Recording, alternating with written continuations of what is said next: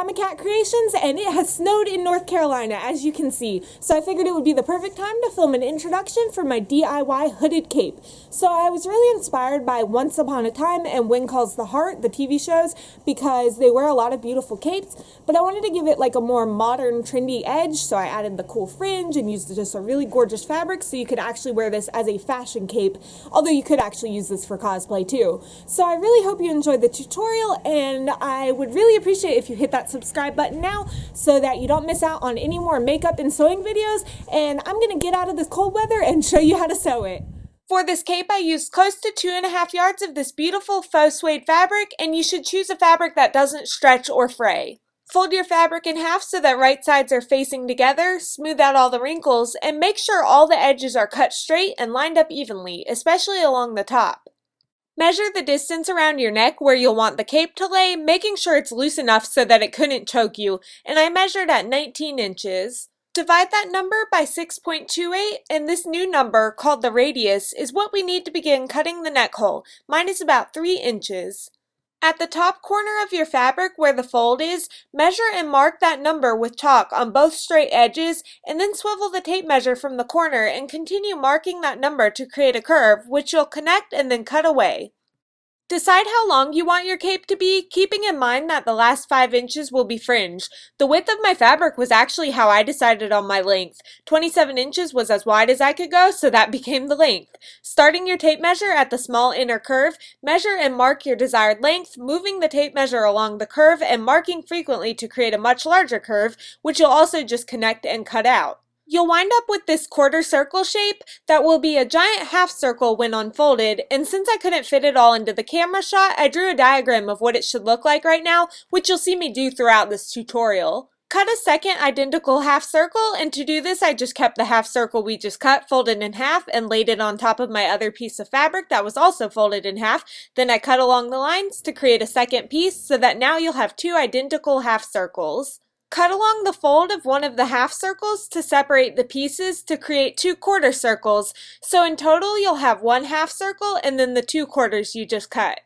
Lay out your half circle piece with the correct side facing upward, then place one of your quarter circle pieces on top of it so that the correct sides of the fabric are facing together, and line up all the curves and straight edges evenly. Then lay the other quarter circle piece on the other side, again with right sides facing. Pin together and stitch along the top straight edges, sewing with a straight stitch and a 1/2 inch seam allowance, removing the pins as you go, and as with any time you sew, always backstitch at the beginning and end of the seams. You'll have now created a giant circle with a small circle in the center for the neck hole and a slit in the front, which looks like this. Double your remaining fabric so you have 2 layers with right sides facing together, and then grab a hoodie or a sweater with a hood on it for a template.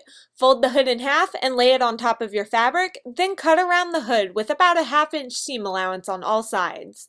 When you get to the bottom of the hood, just fold your sweater out of the way along the seam that attaches the hood to the rest of the sweater, and then cut along the shape of that seam, again using a 1/2 inch seam allowance. Now pin and sew along the curved edge of the hood, and since it's turned sideways, I just labeled all the areas for you to see. Now the hood is turned upright to show you that I ended up adding a new row of stitches to curve the back of the hood a bit more because it looked too square-shaped when I tried it on.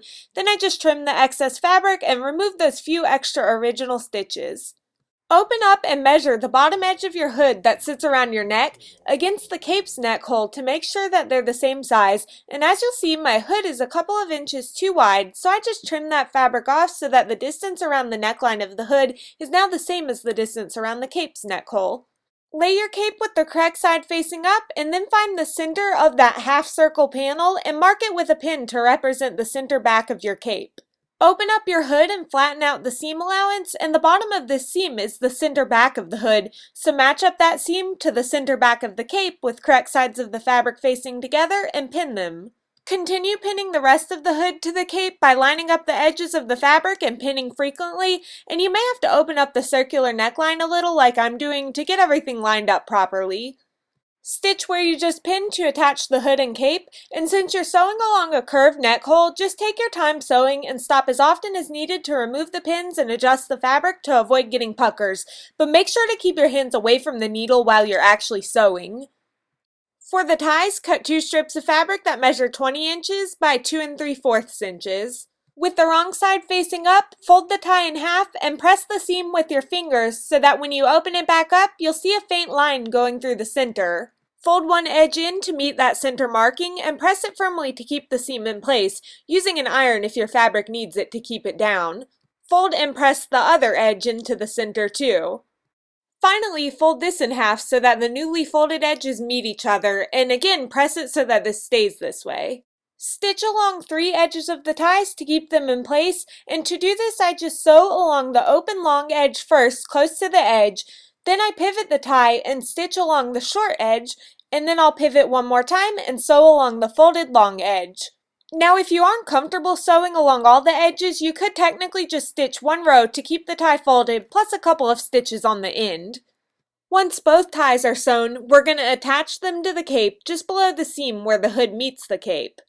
Flatten out the seam allowance and then fold the edge of the fabric over right here toward the wrong side of the cape about 1/4 of an inch or so. Turn this folded edge so that you're now looking at the outside of the cape, and then you'll want to lay the unfinished edge of one of your ties lined right up against that folded edge of the fabric and pin it into place just under that seam that connects the hood and the cape. Again, you'll just flatten out the seam allowance, fold the edge of the fabric over to the wrong side of the cape, and then pin the unfinished edge of your tie onto the front of that fold. Stitch back and forth several times to secure each of the ties into place. The next diagram shows the cape turned to the side, which is how I have it laid out in the next scene, zoomed in, to show you how to hem the edges.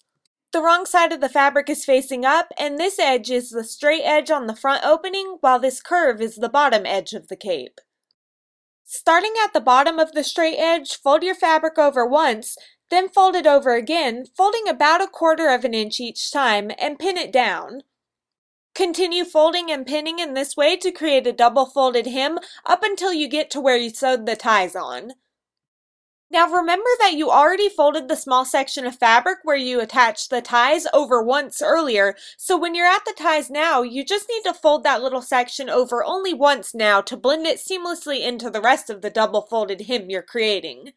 Continue double folding the rest of the hem just like you were, all the way around the front of the hood. And just FYI, we attached the ties like we did earlier so that those stitches we attached them with would be folded over and hidden from the front of the cape now that we're hemming it.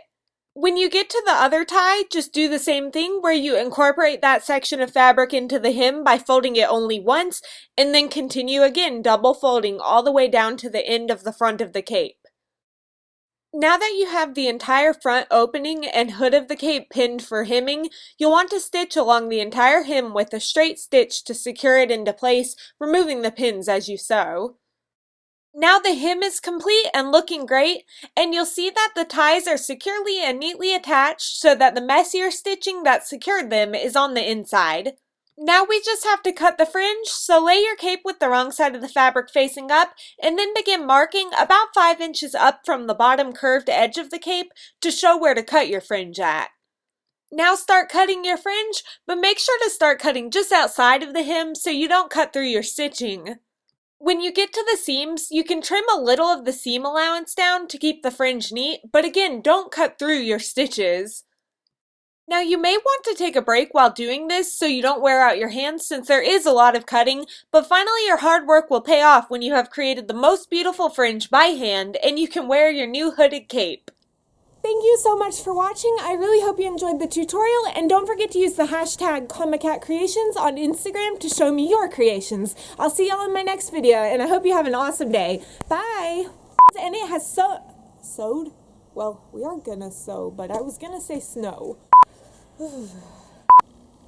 That stunk. Oh, okay. Wait a minute. Caw, caw. Okay, shut up, Monica.